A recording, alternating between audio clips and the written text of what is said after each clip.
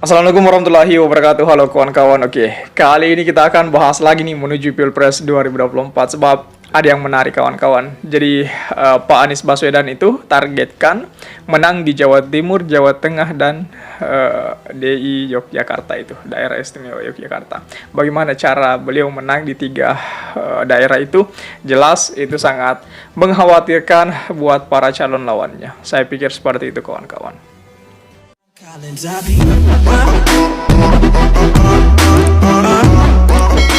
Bakal calon presiden Anies Baswedan yang diusung oleh Koalisi Perubahan untuk Persatuan targetkan menang di tiga wilayah. Ketiga wilayah ini adalah Jawa Tengah, Jawa Timur, dan Daerah Istimewa Yogyakarta. Dalam menjalani tirakat ini, Pak Anies mengaku banyak berbicara serta mendengarkan keluh kesah petani, penjaga warung, bertemu pemilik toko baju hingga ulama dan tokoh kebudayaan di sana. Setidaknya selama keliling ini Anies mengaku tidak dalam rangka kampanye. Selama 14 hari dia telah mengunjungi 26 kabupaten kota. Jadi Pak Anies ini tidak dalam rangka kampanye, tetapi memang kita lihat bahwa beliau mendengarkan beberapa aspirasi yang sempat ia tanya-tanyakan dari berbagai kalangan, mulai dari penjaga warung, kemudian pemilik toko baju dan sebagainya, hingga bertemu para ulama dan tokoh kebudayaan di sana.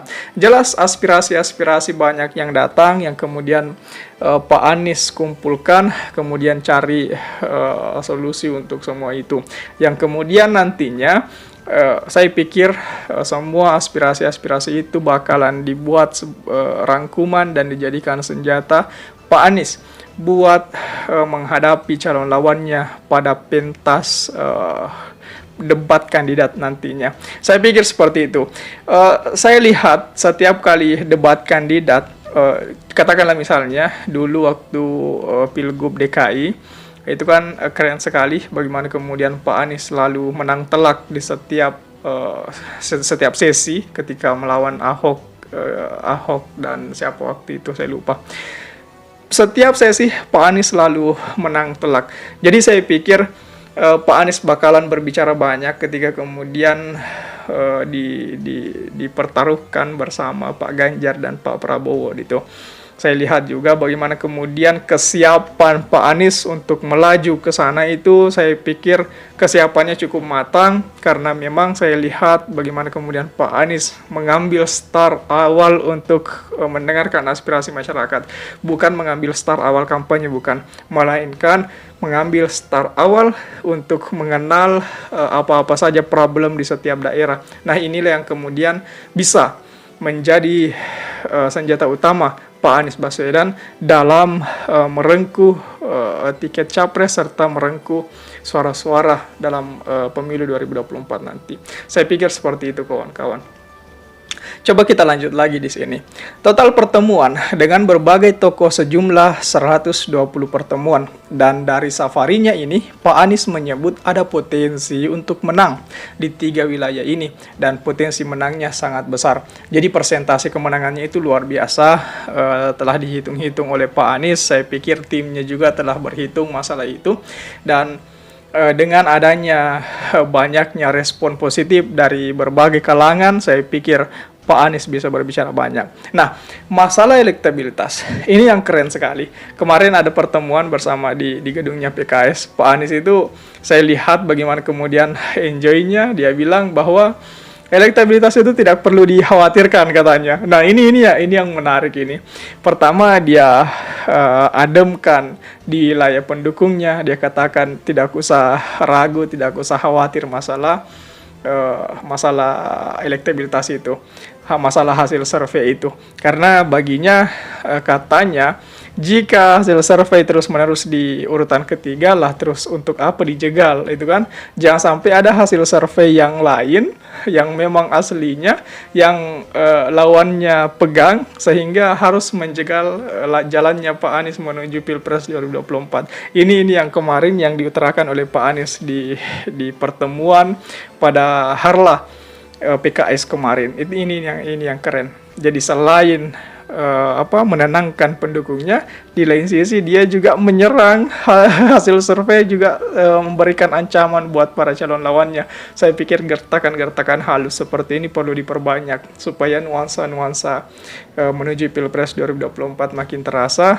Yang penting positif lah.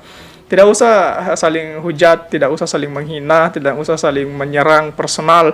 Saya pikir sekarang saatnya beradu ide dan beradu gagasan, beradu intelijensi akuan, serta beradu beradu aspirasi-aspirasi yang telah didengarkan dari masyarakat.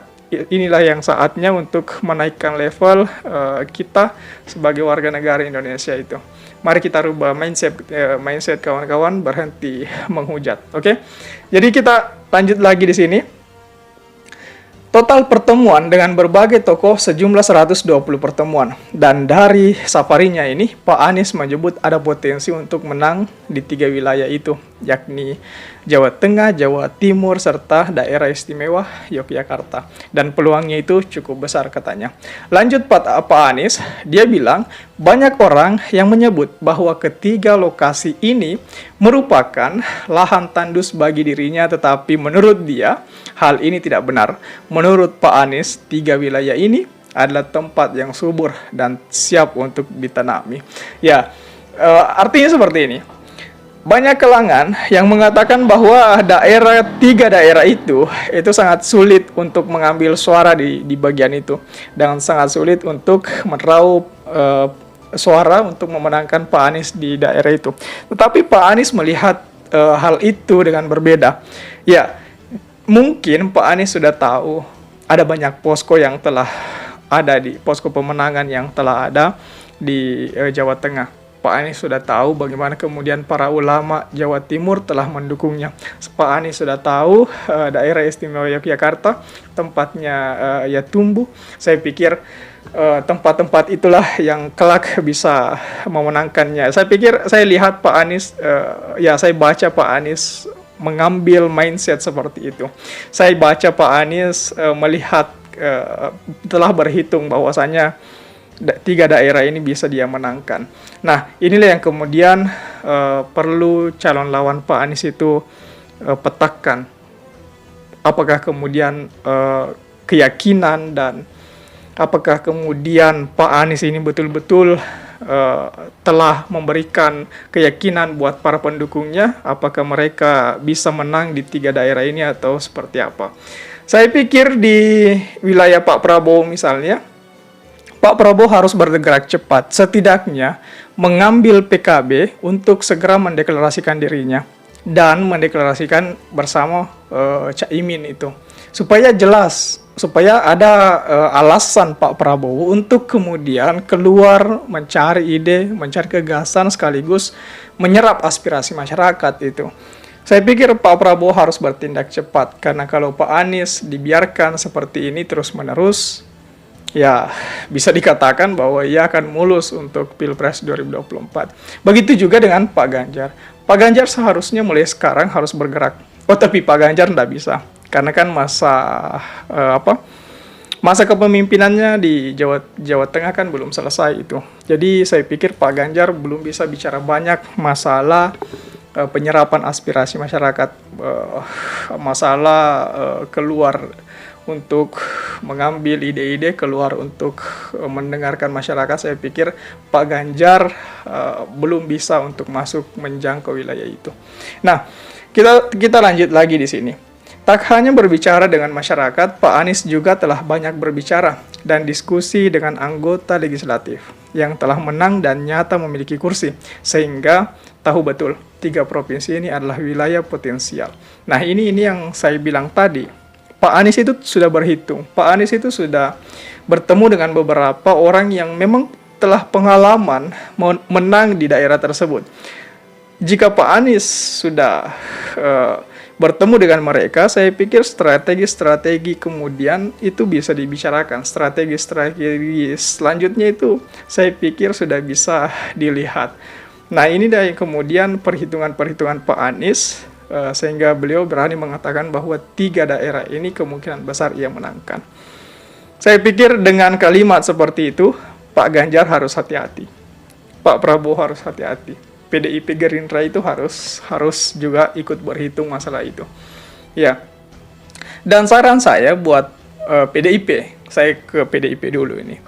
Buat Pak Adian Apitupulu itu semangatnya saya lihat sudah sangat redup sekali. Ya, bagaimana kemudian ketika kita lihat di berbagai televisi manapun, baik itu TV One ataupun Metro, ketika Pak Adian tampil selalu murung sekali, kebanyakan merenung. Pak Adian ini saya lihat sangat berbeda ketika menuju Pilpres 2019 kemarin. Ada sesuatu aura yang hilang pada diri Pak Adian Apitupulu. Apakah aura itu hilang karena telah berhitung bahwasanya di 2024 PDIP akan kalah atau seperti apa? Jelas kita masih menduga-duga hal itu. Karena kita bisa juga membaca bagaimana kemudian psikologi para politisi saat ini, bagaimana psikis mereka, jelas kita sudah bisa tergambar di mata kita. Kita sudah bisa baca semua itu. Dan alur-alurnya untuk mengarah ke 2024, saya pikir sejauh ini relawan dan pendukung Pak Anies Baswedan memang bisalah sedikit berbangga, bisalah sedikit senang, tetapi mereka juga tidak boleh euforianya tidak boleh tinggi dulu, karena sebelum Pilpres diadakan ya otomatis menang kalah itu belum ada, ya kan.